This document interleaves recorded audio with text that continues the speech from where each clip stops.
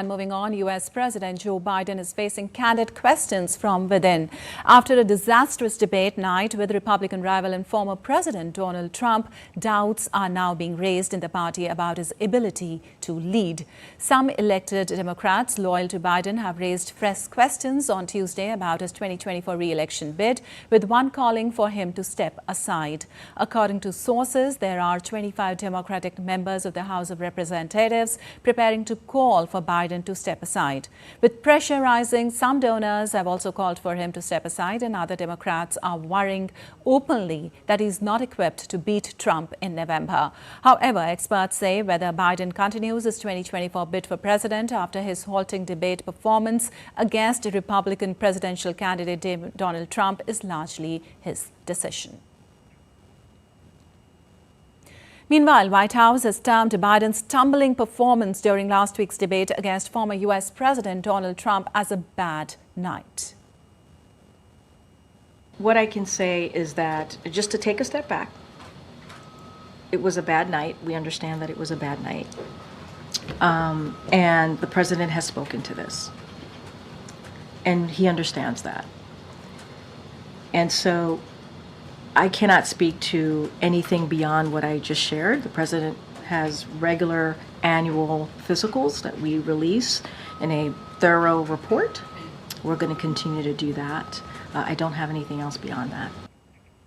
Well, fallout from the U.S. presidential debate continues, with some pundits suggesting Vice President Kamala Harris is a better Democratic candidate than Joe Biden. As someone with Indian and Jamaican ancestry, she was the first Black woman and South Asian to get into the White House, which appeals to many voters. But Harris has been openly criticized on social media by billionaire Elon Musk, who says she's lying about Donald Trump's policies on abortion. Caroline Mullane reports for more. The race for the White House took a sharp turn last week after Joe Biden performed so badly in the debate against Donald Trump that Democrats began suggesting he needed to be replaced as their candidate. On his ticket is Vice President Kamala Harris, who is one of the strongest defenders of the president, saying he is still the better character for the job than Trump. Well, she's also been calling for the protection of reproductive rights on social media platform X, warning that Donald Trump would move to ban abortion nationally. That got the attention of the social media owner Elon Musk, who says she is lying.